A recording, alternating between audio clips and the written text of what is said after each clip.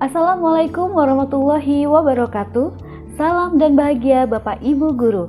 Berjumpa kembali dengan saya Eka Astiani, calon guru penggerak angkatan 11 dari SD Negeri 017 Balikpapan Utara, Kota Balikpapan. Fasilitator kami adalah Bapak Musin SSMPD dengan pengajar praktik Bapak Widodo STMT. Video ini adalah koneksi antar materi modul 2.1 pembelajaran untuk memenuhi kebutuhan belajar anak dengan pembelajaran berdiferensiasi. Apa itu pembelajaran berdiferensiasi?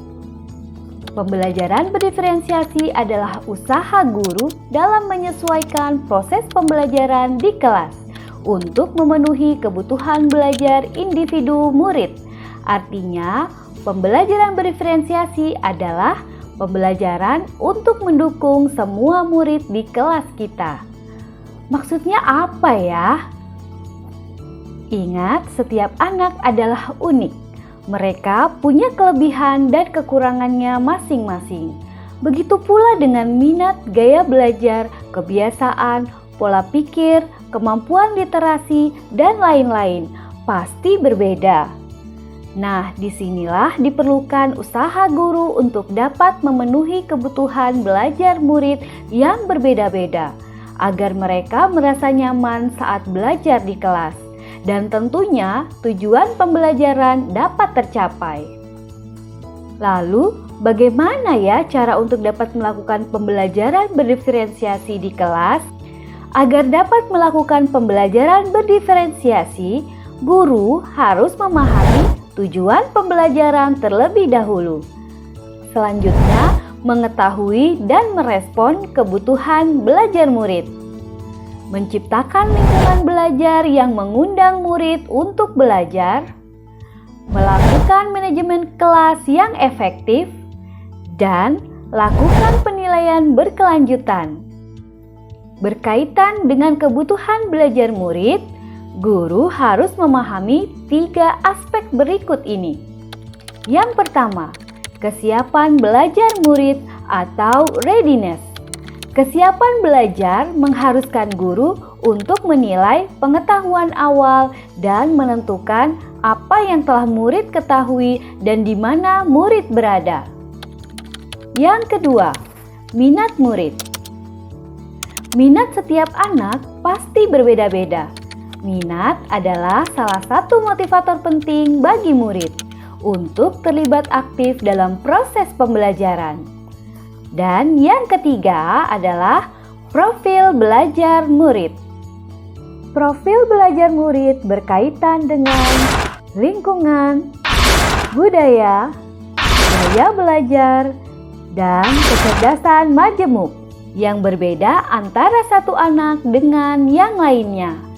Kebutuhan belajar murid dapat diidentifikasi berdasarkan cara-cara berikut ini.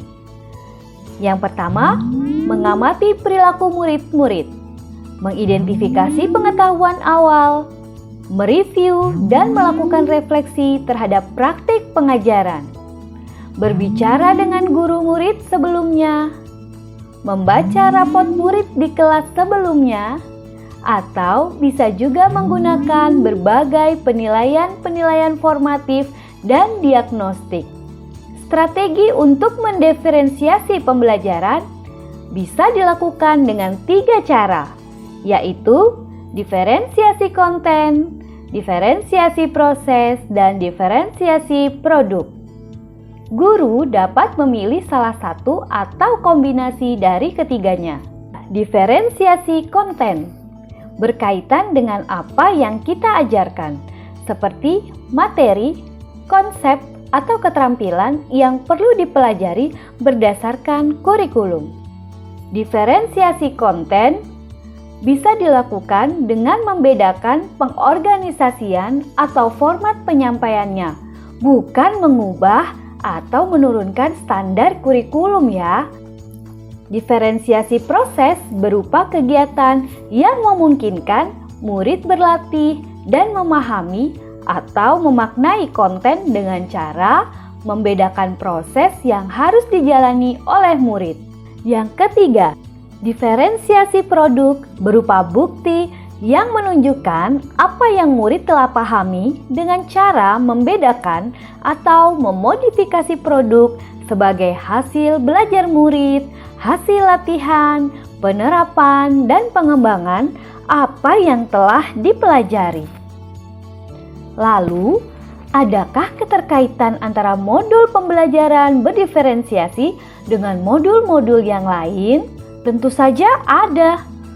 Untuk dapat melakukan pembelajaran berdiferensiasi, maka guru harus berusaha memenuhi kebutuhan belajar anak sesuai dengan kodrat alam dan juga kodrat zaman berdasarkan filosofi Ki Hajar Dewantara.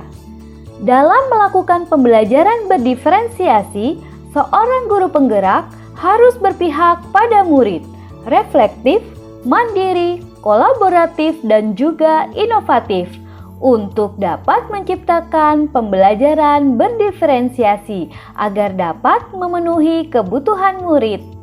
Dengan demikian, seorang guru penggerak dapat mewujudkan kepemimpinan murid dengan menuntun murid merdeka belajar.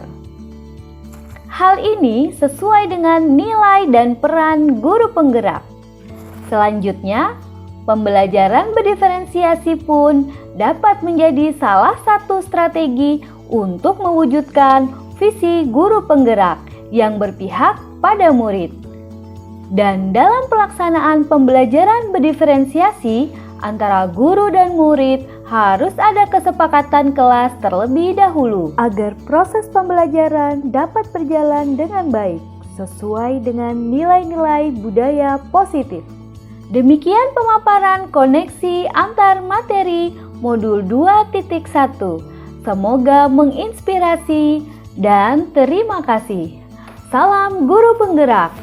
Tergerak, bergerak, dan menggerakkan. Wassalamualaikum warahmatullahi wabarakatuh.